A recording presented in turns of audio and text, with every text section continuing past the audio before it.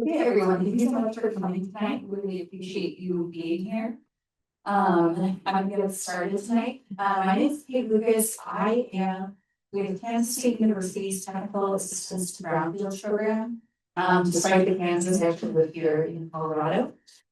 We are an EPA funded organization that provides free assistance to communities like the city of Thornton and helps them figure out how to move forward with the development and cleanup of contaminated sites which are also called brownfields. I'm getting a lot of echo. Is that distracting or is it just me? We can adjust it. Okay. Yeah, so we did a little bit of community engagement and we petitioned for the Thornton Shopping Center site about a year ago, and we recognized the faces here in the room. I'm just going to give a brief little overview of what we discussed over the last year and a half or so. And then I'm going to hand it over to Adam and Chad to talk about what is going on in the future.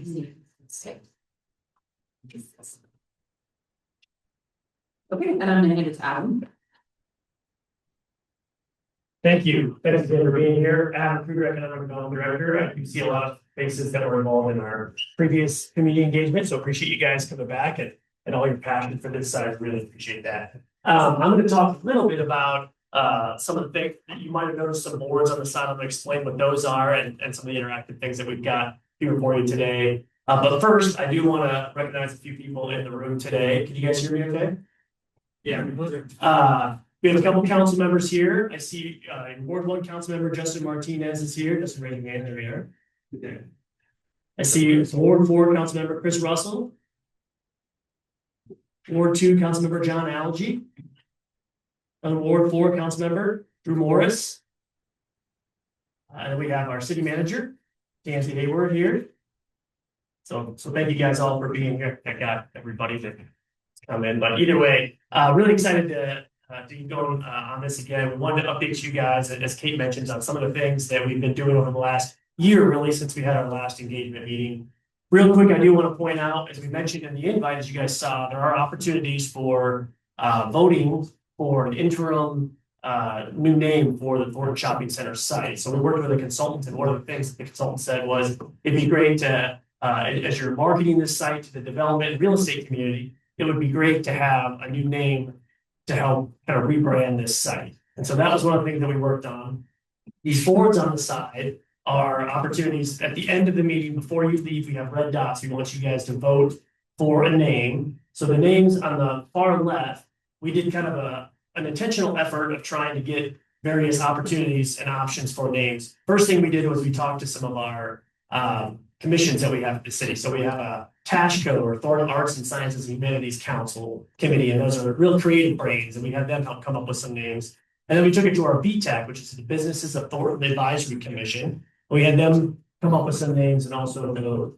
And then we sent it out to residents that were at the meetings before. So we emailed them directly there, and we had a next door 1.5 mile radius from the Thornton Shopping Center site to get residents to vote. We had 122 responses to that survey, and those 122 responses that voted, that's what's in the box that you see with the 1, 2, 3, 4. Those were the top vote getters of that. You don't have to vote for those, though. You can vote for anything else that's on there with your dot. There's also an option to not change the name. You can vote for that. And then there's also areas you can write in names. So feel free to get up throughout the meeting if you've got a name that you just really want to put out there.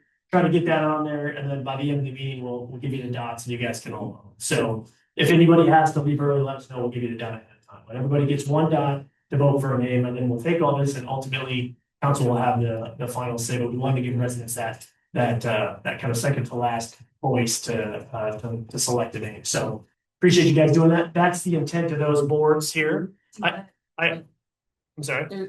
Yeah, they're exactly the same on both sides. We just wanted to give 2 stations so it didn't get too crowded there. I also want to hand it over to Brenda Gomez real quick just to make a quick announcement. Thank you. So, buenas tardes, gracias por acompañarnos. Si alguien necesita ayuda para que yo le traduzca en español, pueden alzar la mano y puedo traducirles para usted la presentación de hoy. Gracias. Thanks, Brenda. Now I'll turn it back over to Kate to keep going with the presentation. Now, okay, so here's a little overview of who we are as PSU Lab. We kind of joined the project to act as a neutral party. I'm sorry, is this thing on? Can you hear me back there? Okay. It has help with the echo. Okay. So we were here as kind of a neutral third party to help just come up with a vision for the site because it had been sitting underutilized and vacant for so long. And just figuring out what the community wanted to see on this site and how the city could help make that vision come true moving forward. So as I mentioned, we are EPA funded. All of our services are 100% free. We help communities figure out how to move forward with these brownfield sites. We do things like community reuse visioning, community engagement. We do market studies and helping figure out what are economically feasible to uses for sites, which is something that we did here in Thornton.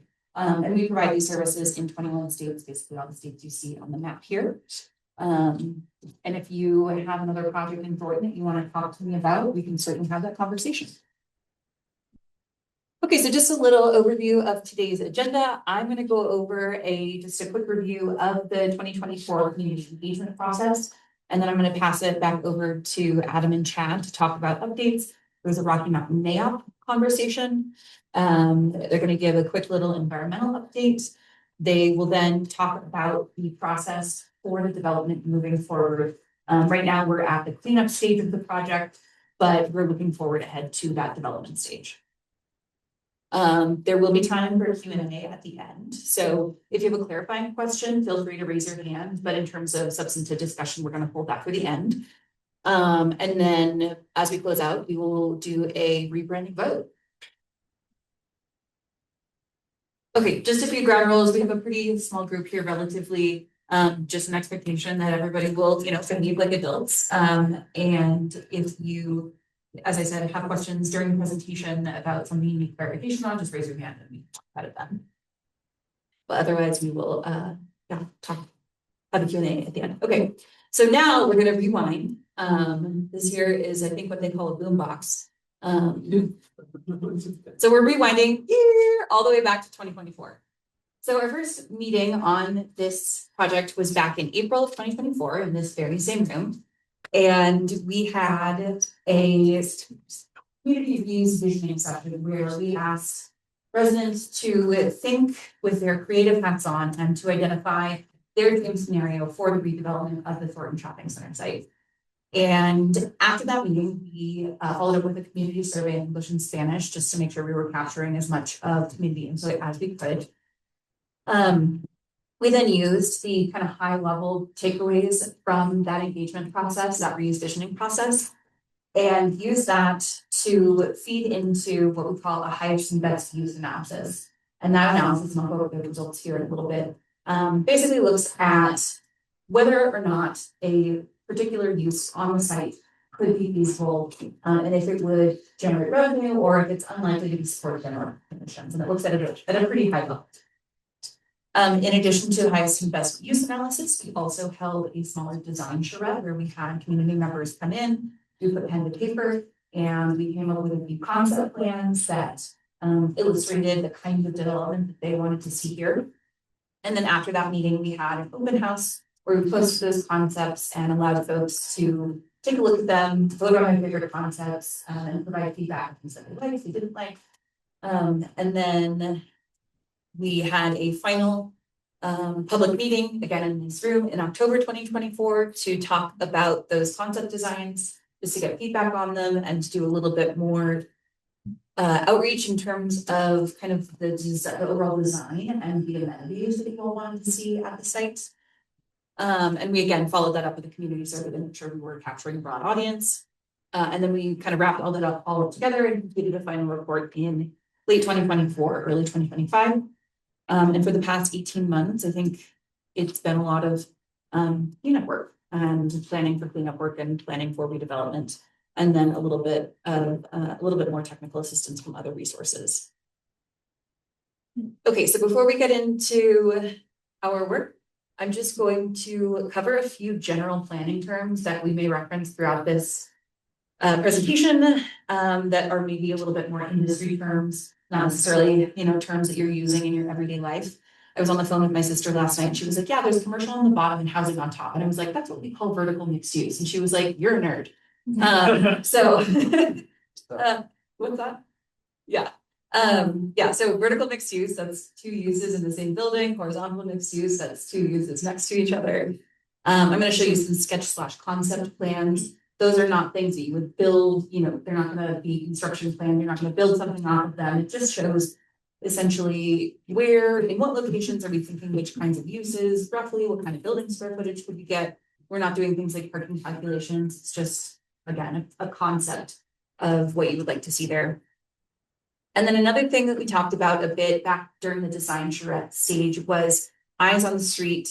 It's also kind of known as crime prevention through environmental design. And I know that during previous community engagement meetings, people brought up, it sounds like this has been vacant and underutilized for a long time. There's maybe some unsavory activity occurring on the site. And part of that is just it's a vacant site. It's going to attract, we call that a nuisance, an attractive nuisance. But the idea is once the site is redeveloped, we will implement that crime prevention through environmental design. And the main way that this is achieved is through building design and uses that are implemented and focusing on uses that are going to provide as 24/7 as possible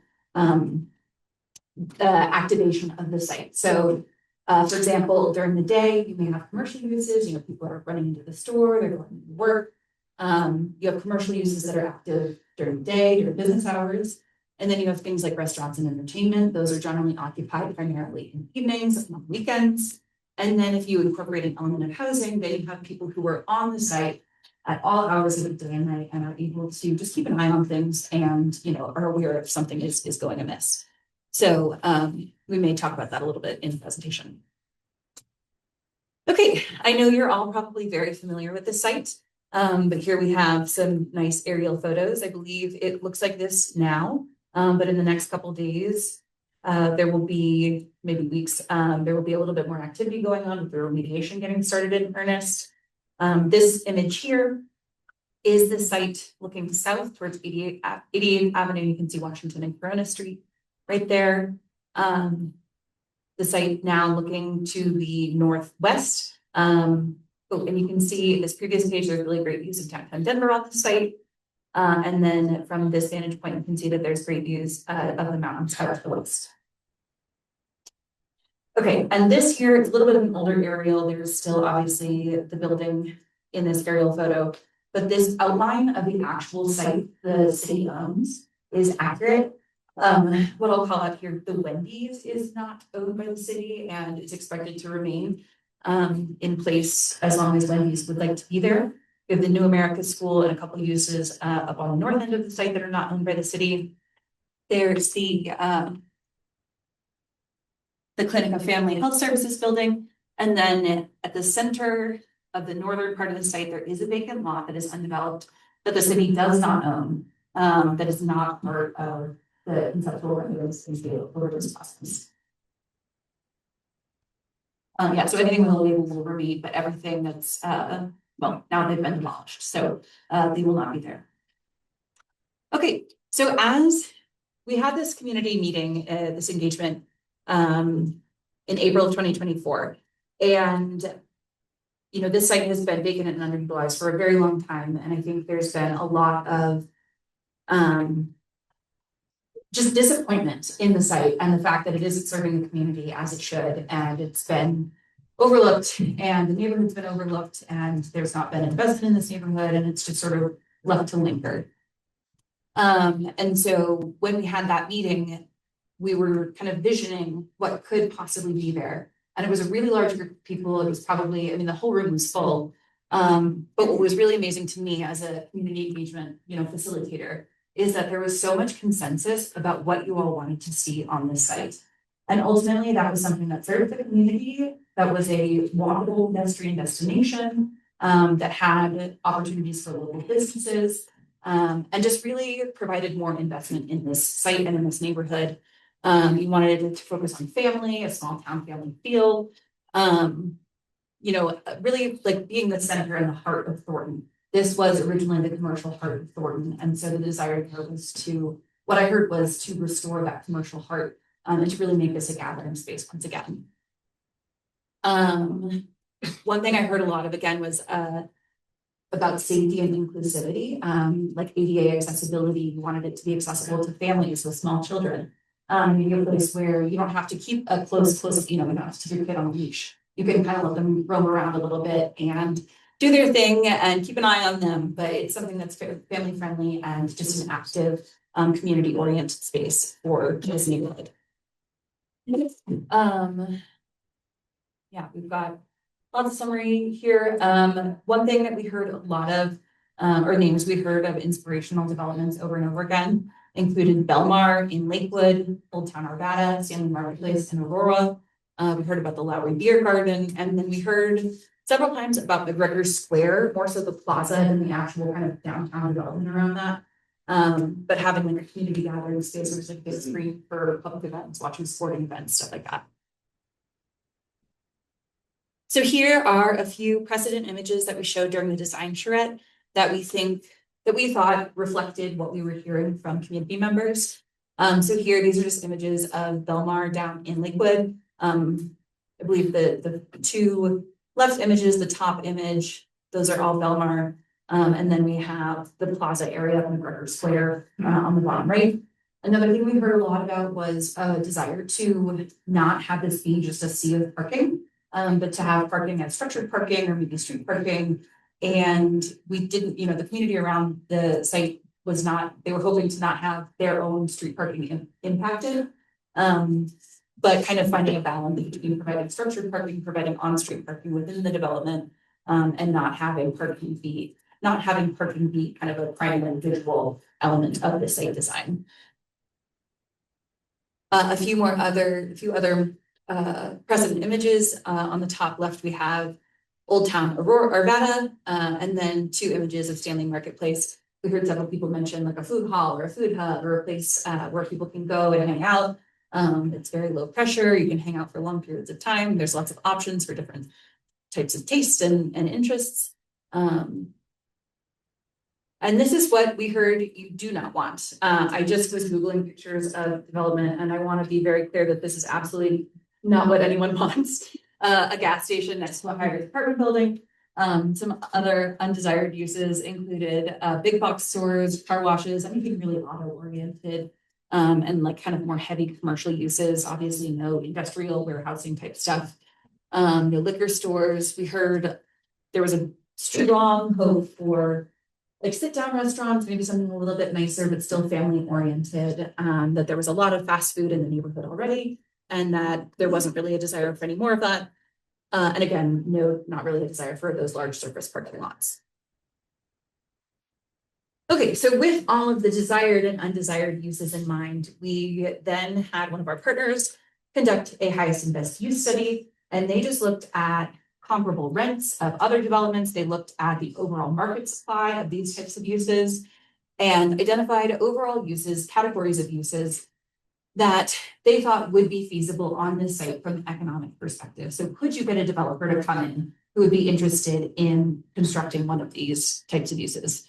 The feasible uses included shops and restaurants, breweries, grocery stores, personal services, so things like hair salons, maybe like a tutoring place for high school kids, maybe not a dry cleaner, but that sort of thing, something that you go to when you're running errands. Apartments and or condos were identified as a feasible use. And then they did look at entertainment broadly, which was mentioned multiple times as a desired use on the site. Entertainment was a little bit too broad of a category and would have to be kind of drilled down to see if there were specific uses that could be feasible. But they gave it kind of a yellow flag, proceed with caution. Some uses that they did not think that there would be a market for include things like office buildings. This would not preclude maybe like an accountant from having a building in or having an office. But they didn't see that there was a market for kind of a higher density, like multi-story, purely office building. Ever since COVID, that's been a little bit of a tricky market. And then just with the site, its circulation and its size, and also community interest, they determined that industrial warehouse outdoor storage, those were not feasible uses on the site. And then the final type of infeasible use was developing the site as primarily and or exclusively as community buildings. And that is not to say that there could not be community amenities, plazas, places for gathering. But I think the city's intent there is for this site to develop revenue or to provide revenue to provide a tax base for this area. And things like community buildings that are owned by the city continue to be owned by the city, don't pay property taxes and don't generally generate tax revenue, like sales tax revenue. And so that just is not necessarily feasible use for the entire redevelopment of the site. Okay, I know this is probably pretty hard to see, so I won't spend a ton of time on here. I think these are all available on the city's website. You can see these are some of the concepts we came up with during that design charrette. I know everybody should have brought their opera glasses. Yeah, so all together, I would say there were a lot of themes that were emerging: structured parking, more walkable pedestrian-oriented development as opposed to that traditional shopping center development, a mix of uses, a lot of green space, gathering spaces, maybe some interstate pavers or like brick sidewalks, cobblestones, something that would lend character and charm to this neighborhood. And just a couple more concept plans here, focusing again just on a more walkable urban style development that wouldn't be too high density, but would still be a little bit different from a lot of stuff in this area that is currently existing. Okay, and my final slide, I believe, here is about the design survey, which we issued, I believe, at the last community meeting and then online afterwards. And we just asked some general design questions, what the community was interested in from a visual and amenity standpoint. The first thing, and I would say something that received overwhelming amounts of support, was limiting auto traffic within this development. And that's not to say cars wouldn't be allowed, but people really expressed a pretty strong preference for shared streets, really focusing on the pedestrian environment and making sure that people could be comfortable again with their families, not worrying about their kids crossing the street or anything like that. We asked about overall building design. 41% of respondents preferred a historic building design, so thinking about something like Old Town Arvada or Belmar, just sort of a traditional downtown Main Street type feel. And then 21%, which is the next highest category, wanted kind of a modern or contemporary style. Plazas were very strongly supported. We had a lot of requests for amenities for those plazas, including seating, landscaping, and water features. There was a large focus throughout the community engagement process, I would say, advocating for native species and like low water native plants, which was really great to hear. I personally am pretty worried about our water situation for the upcoming year, so it's always good to be forward thinking and wise with that sort of thing. Places for performing and stages, and or just kind of open areas like that McGregor Square precedent image where you could maybe have a farmer's market or do movie nights with a large screen, something like that. 75% of respondents showed support for some type of housing. We asked about various different types of housing, and yeah, the total was 75% there. And in terms of amenities, residents were very enthusiastic about rooftop seating, pedestrian-only zones, and then public art. And ultimately, what we really heard was that there was a strong desire for high quality and thoughtful design that took the community's needs at heart, and was really focused on fulfilling a gap that currently exists in this neighborhood. Okay, so those were our high-level overview of what we talked about over the last 18 months or so. Now I'll hand it over to Chad to talk about the recent past and the near future. Thanks, Steve. Thanks for taking us in the Wayback Machine. I'm Chad Howell. I'm the city's redevelopment administrator. So I'm the guy managing all the projects. So tenant relocation, demolition, the sexy stuff like environmental cleanup. And I'm going to take you real quick through that. But Kate just did a really good job of telling us where we've been. But there's a gap, right? What we do in 2025? Well, yes. Okay, is this better? Right. So in 2025, a national real estate advocacy called NAIOP, and I'm not going to guess what it stands for. I probably could, but they have like hundreds of members in the Denver region, and they chose us for their Rocky Mountain Real Estate Challenge in 2025. And so students at Denver University and CU Boulder competed. So these are graduate level students in a design competition, and they were paired with architects and with professional construction companies. So they didn't come up with wild stuff that'll never work, but this is really aspirational, right? So these are the top two submissions. And what they did is they kind of gave us an idea of the art of the possible. If money wasn't an object, what could we do, right? And so both developments focused the commercial development on the intersection of 88th and Washington. There was limited residential in the back, but what we really saw is the kind of thing that Kate just talked about, an activated site 24/7 with happy people, lots of public gathering spaces, and just a fun place to go. One of them even had a food hall in it that was also had a commissary that business startups could use when they were wanting to graduate from food truck to brick and mortar restaurant. That was an exciting idea. And that's something that doesn't really exist anywhere around here, but it's, been identified as a need. So we were really happy with the results of that. So you combine that with the community visioning, you combine it with the students' work. The students, the key finding was that something this nice is not going to happen unless residential is a component of it, and unless the city is willing to come to the table and do some great things. We have tools in our toolbox to finance public things like gathering places, and they were pretty clear that we couldn't really achieve this without those two things. Now we'll talk about the environmental stuff, and please don't fall asleep, I'll be quick. This is the southern part of the site, kind of where Family Dollar was. In that big red square, we're going to dig out up to 24 feet deep.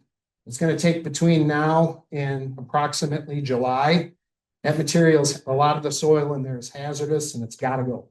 So we're going to have a big excavation project. The heavy equipment is scheduled for mobilization on or about February 23rd. So, pretty soon. That's one of three environmental components here.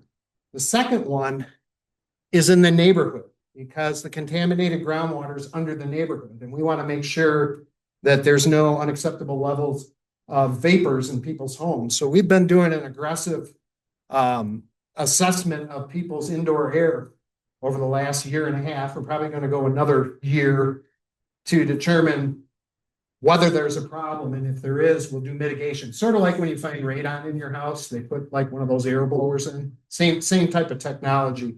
So far, we're encouraged by the results. There haven't been really a horrible situation like you hear about in other parts of the country, so that's a good thing. The third component of cleanup is going to take several years, but it doesn't stand in the way of redevelopment. Once we get that hole dug and filled, we're going to put a small remediation system in there that all of the stuff goes on below the surface, so it won't interfere with commerce, right?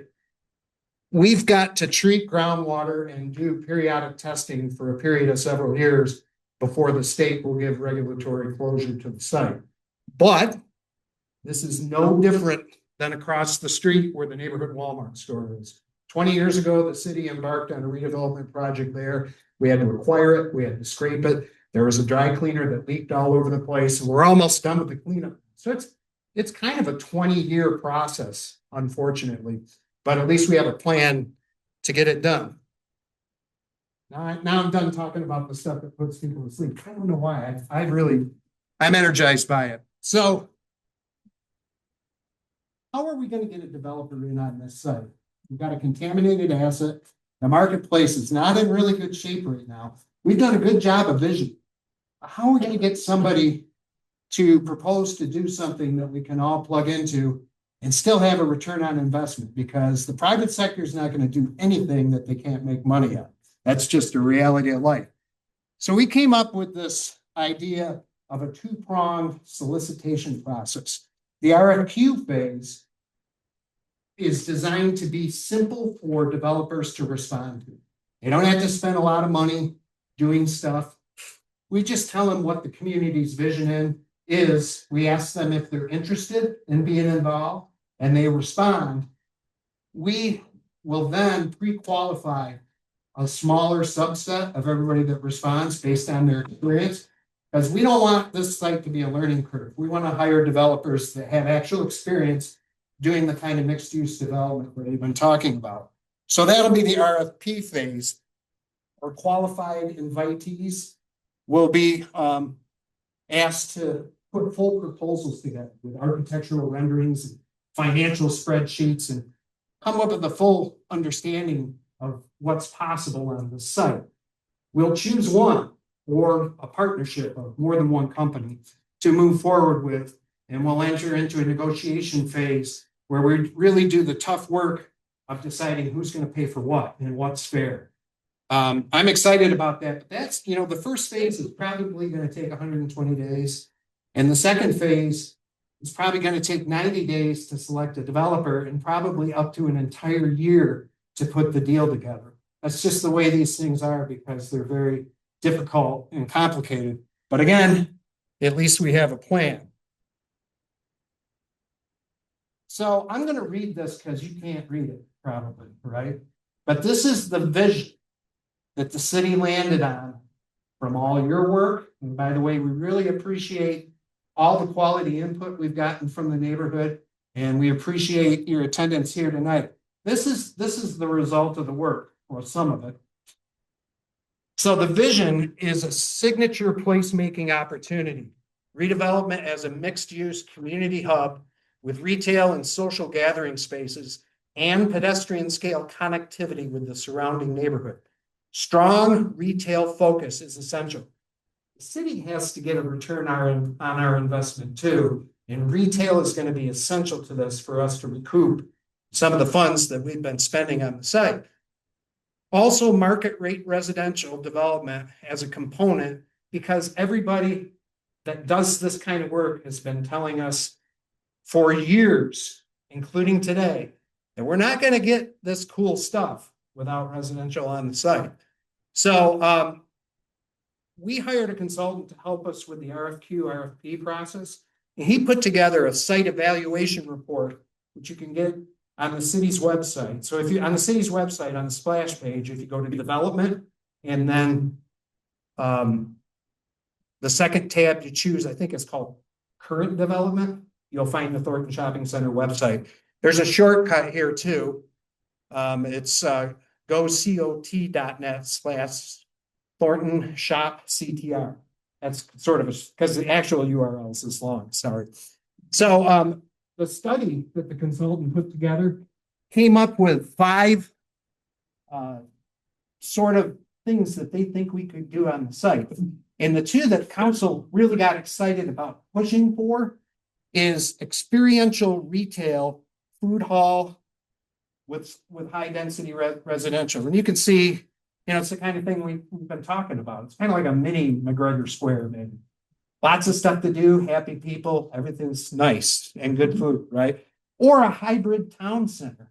That it's kind of like, some people call them lifestyle centers, right? It has everything, right? It has your restaurants, maybe a shop for some basic foods, a coffee shop, maybe a gym, everything you need to be happy in a neighborhood. So these are the 2 things that we landed on. And if you want to get a better description of those, do go to our website and look at the report because it's pretty riveting.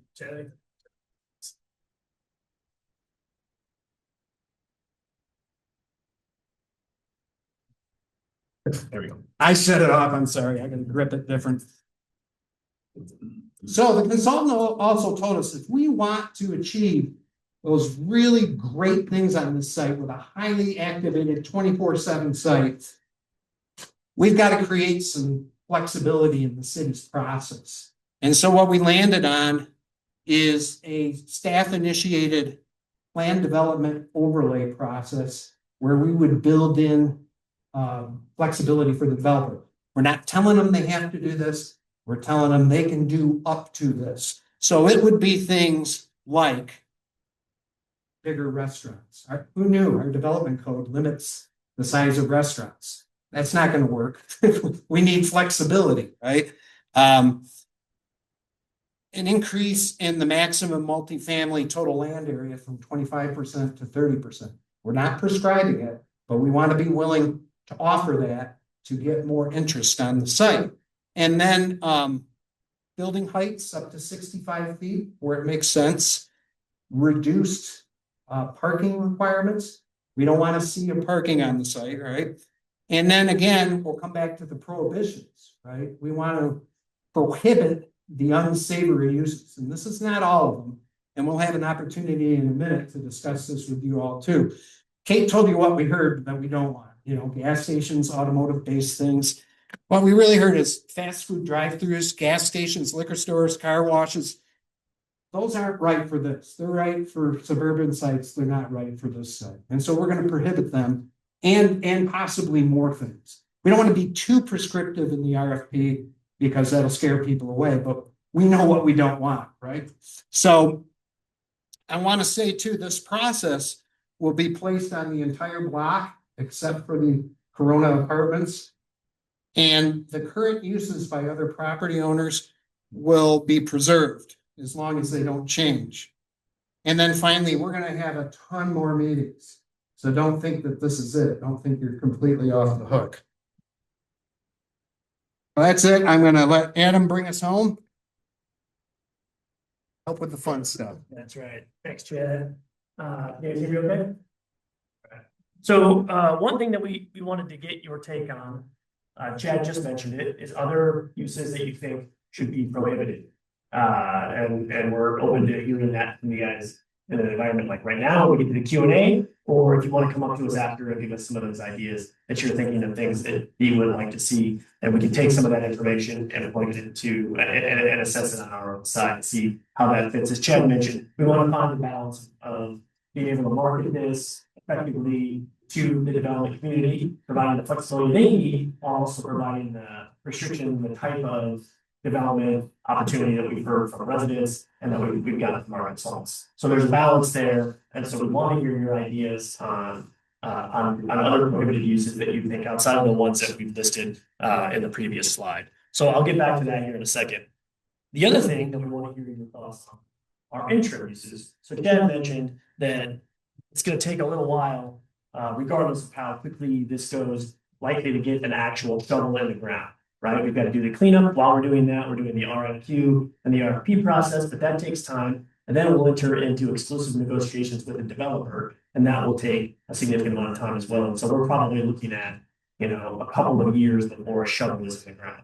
So what can we do on the interim side of things to bring some activity and really help bring this site and activate this site? So that's one area that we want to get your take on. Couple things to think about there. One, won't be able to do any activity on the site, even short term, until it's cleaned up. And as Chad mentioned, we're looking at that likely being probably later this year, but for safety's sake, we'll say probably early next year when we could do something on the site on an interim basis. We're working with our consultants. We kind of came up with what some of these interim uses could be. So we have a few opportunities here, pop-up markets, maybe some events the city does, some cultural programming, and then signage to help promote the site and make people aware of what's happening around it. Even when there's before the development comes, and then also when a developer comes, it'll likely be a phased project. There might be opportunities to do some development on this part of the site and some short-term pop-up events or something on this other component of the site. So we're looking into that, but we also want your guys' feedback. So we always put you to work when you come to these meetings. We do have a box for the blue box, and there's some cards next to it and pens. Feel free to take one of those pens with you when you leave, but also fill out that card anything you think would be a fun interim use, and we will review that on our side and explore. And if there's, put your name on there if you can. If there's something that you're aware of that you think might be interested in it, we would absolutely love to hear that feedback from you tonight. So as we're talking to interim uses, that blue box over there, of course you can grab Chad or I or any other staff here, but also we want to provide an opportunity for you guys to go over there and write what you think might be a fun interim use. So we're thinking of them, and then we want to get your guys' feedback on that as well. So put them in the interim use box, which is a aqua blue or whatever.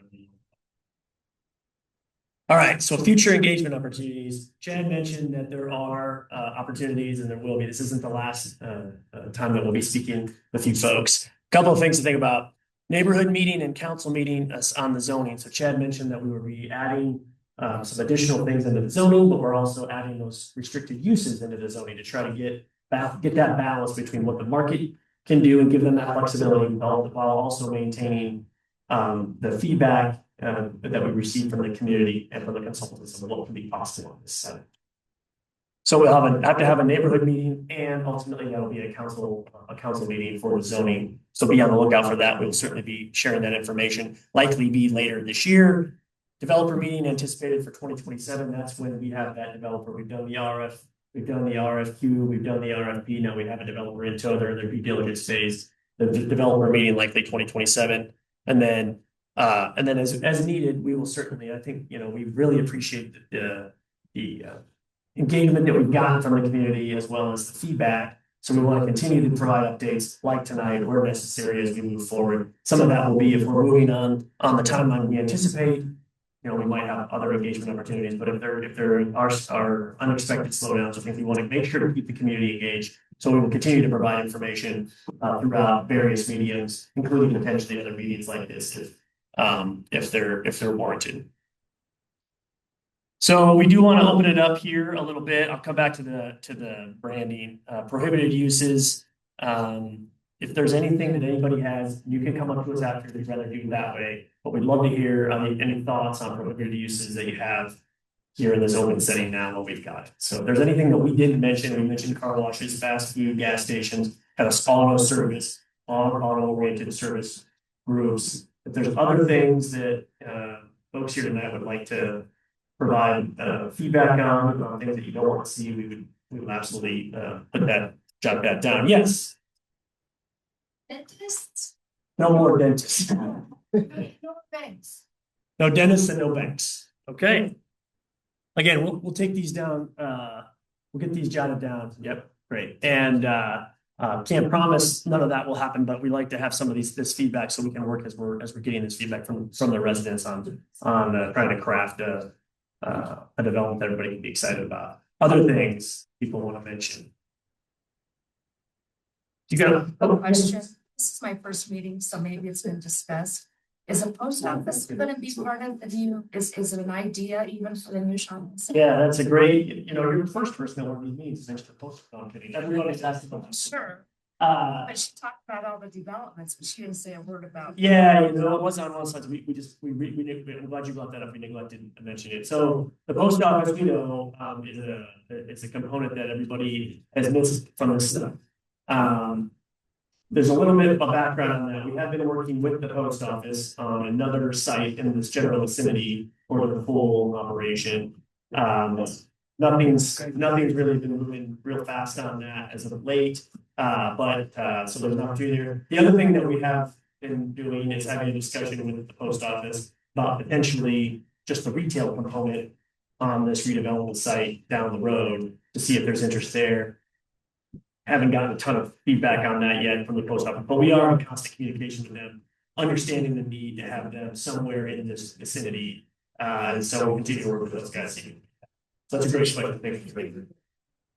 Other interim or other uses that you think should be prohibited?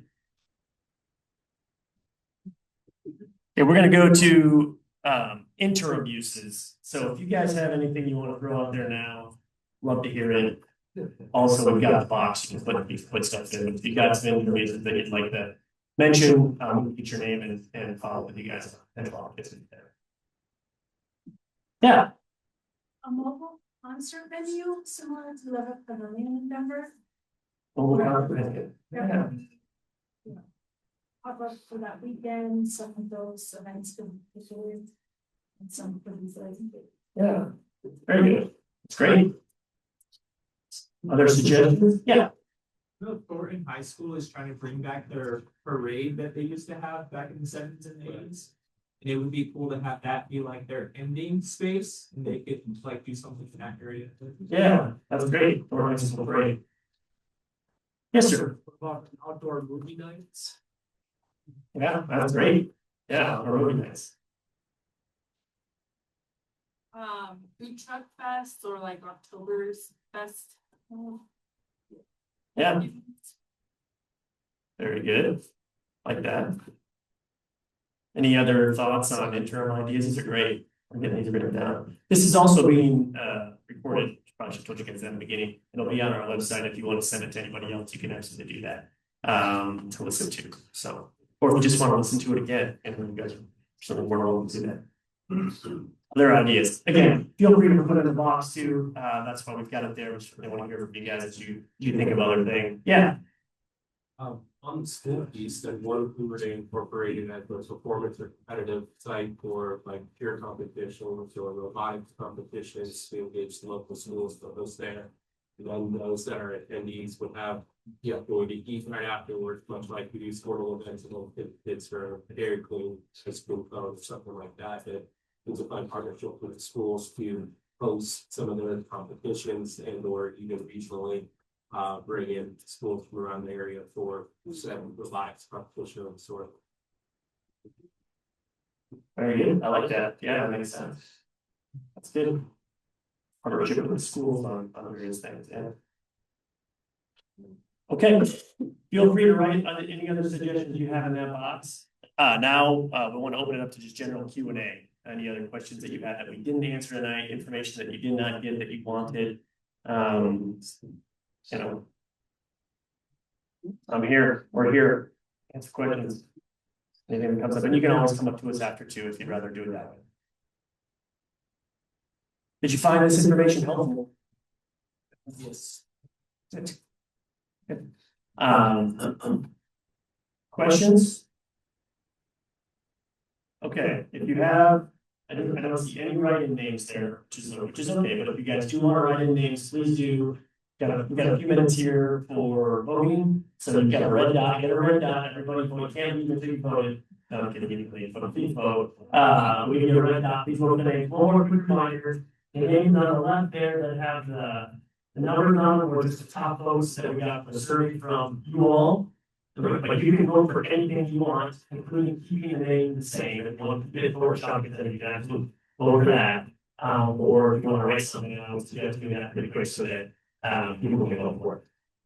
We appreciate you guys being here, your passion for this site. Thanks for taking us, come along this ride with us the last couple of years. More to come, but thank you guys all for being here. And let us know we'll be around. Thanks.